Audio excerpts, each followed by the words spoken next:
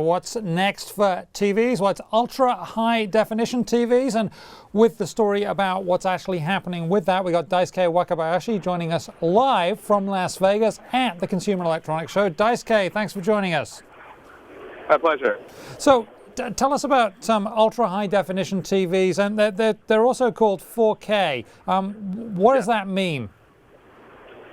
Basically, they have 4 times the resolution of our full high-definition TVs. The name 4K refers to the number of horizontal pixels, and altogether, basically, the new ultra-high-definition TVs have about 8 million pixels versus something like 2 million for the full high-definition TVs of today.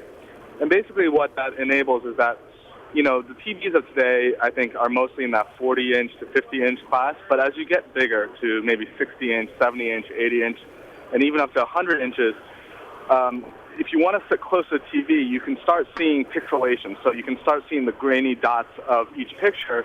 And so what TV makers think is that as the sizes get bigger, people are going to want a sharper resolution. Now, these are pretty expensive items, some of these TVs. Is that helping TV makers get their margins back, which they've been losing? Yeah, that's the hope. It's still not a very high volume product because of the price, right? I think Sony has talked about, has introduced an 84-inch ultra high definition TV, and that goes for a cool $25,000. So you can't imagine too many people out there willing to buy that, but certainly the prices will come down fast, as is always the case with TVs.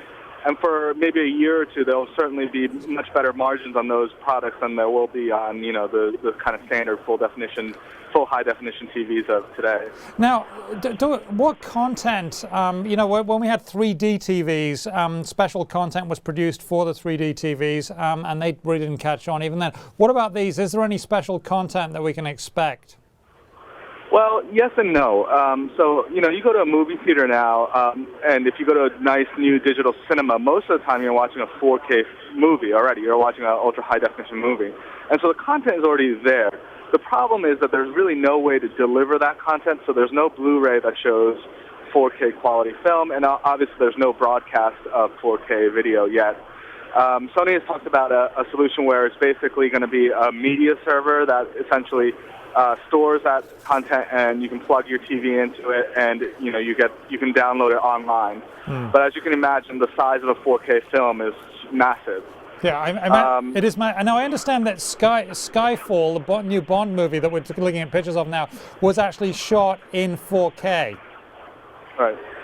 Yeah. So there's a lot of there's you know the traditional filmmaking shot on film is already above 4K quality, right? And they actually compress it down to fit into, you know, the screens of full high definition and the rest.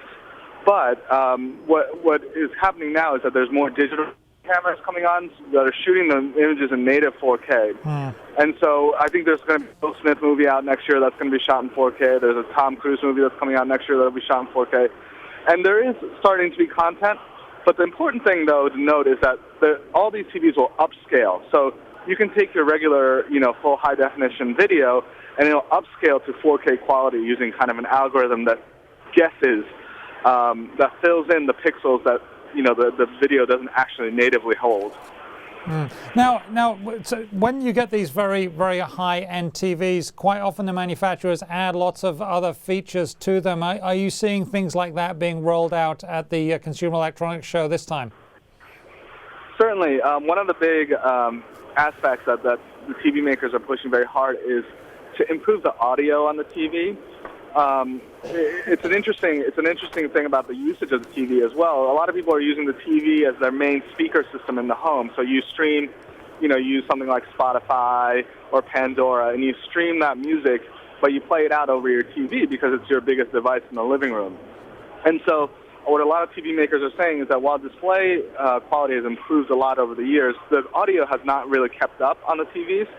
And so companies like Sony and Samsung are really putting muscle behind putting kind of very high-end speakers in their TVs. Okay. Well, it sounds very exciting. Thank you very much for joining us. Daisuke Wakabayashi, we thank you for your time.